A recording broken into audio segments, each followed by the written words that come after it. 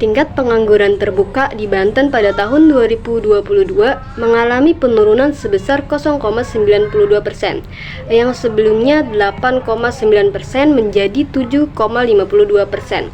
Angka tersebut menjadi yang tertinggi dibandingkan seluruh provinsi di Indonesia, dengan penyerapan tenaga kerja sebanyak 28,3 ribu jiwa.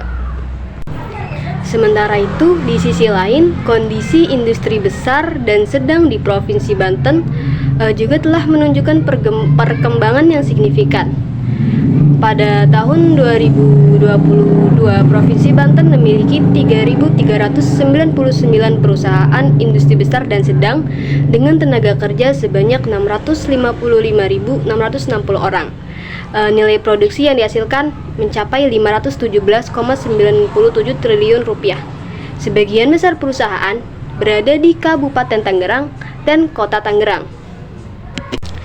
Industri besar dan sedang di Banten memiliki kekuatan besar dalam ekonomi dan fasilitas yang dibutuhkan oleh para investor dan industri dengan biaya yang murah, serta memiliki strategi yang sangat baik dalam sektor industri pengolahan yang berkontribusi lebih dari 30% terhadap ekonomi Provinsi Banten. Namun, walaupun industri besar dan sedang di Banten memiliki potensi besar, penyerapan tenaga kerja di Provinsi Banten masih menghadapi tantangan. Berdasarkan latar belakang yang telah dijelaskan, dapat dirumuskan masalah penelitian sebagai berikut. Bagaimana pengaruh upah minimum dan investasi terhadap penyerapan tenaga kerja pada sektor industri besar dan sedang di Banten.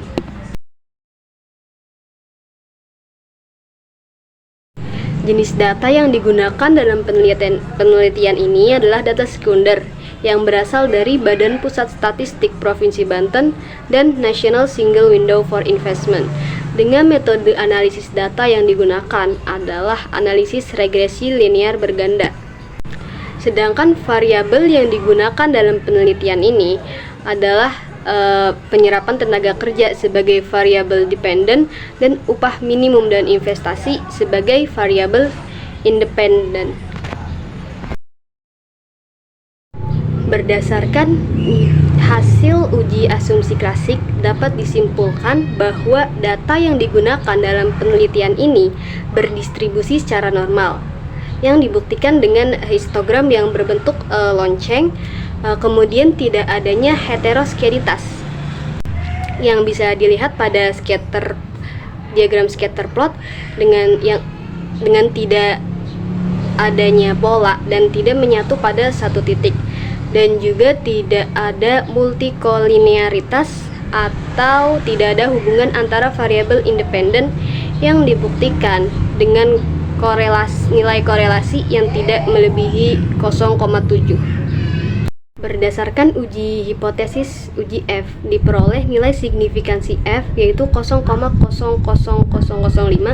yang lebih kecil dari 0,05 dan nilai F hitung yaitu 9,24 lebih besar dari F table yaitu 5,24. Oleh karena itu kita dapat menyimpulkan bahwa variabel independen seperti investasi dan upah minimum mempengaruhi penyerapan tenaga kerja.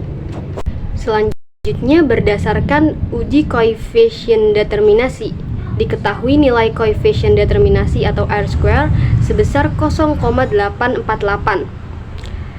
yang artinya adalah besarnya pengaruh yang ditimbulkan oleh variabel bebas dalam menjelaskan variabel penyerapan tenaga kerja adalah sebesar 84,8%, sedangkan sisanya 15,2% dipengaruhi oleh faktor atau variabel lain yang tidak dimasukkan dalam penelitian ini.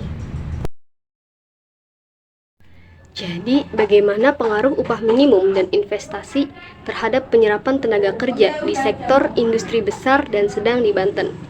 Berdasarkan hasil pengujian regresi, terhitung dari variabel upah minimum adalah 1,406 yang lebih kecil dari T-table 2,026.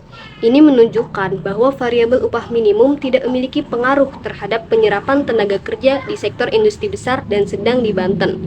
Meskipun koefisien regresi untuk upah minimum adalah 0,0379 yang menunjukkan hubungan positif, hasil uji T menyatakan bahwa hubungan ini tidak signifikan.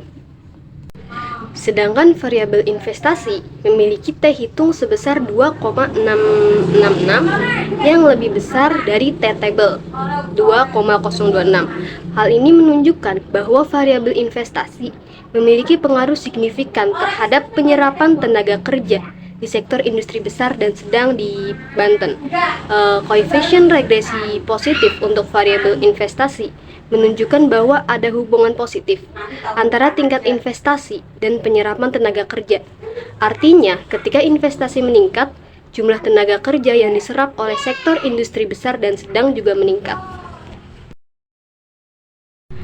Berdasarkan hasil penelitian, dapat disimpulkan bahwa variabel upah minimum tidak memiliki pengaruh signifikan terhadap penyerapan tenaga kerja pada sektor ini. Hal ini ditunjukkan oleh nilai T hitung yang lebih kecil dari T-table, meskipun koefisien regresi menunjukkan hubungan positif. Di sisi lain, variabel investasi menunjukkan pengaruh signifikan terhadap penyerapan tenaga kerja dengan nilai T hitung yang lebih besar dari T-table. Koefisien regresi positif untuk variabel investasi juga mengindikasikan bahwa peningkatan investasi berdampak positif terhadap penyerapan tenaga kerja.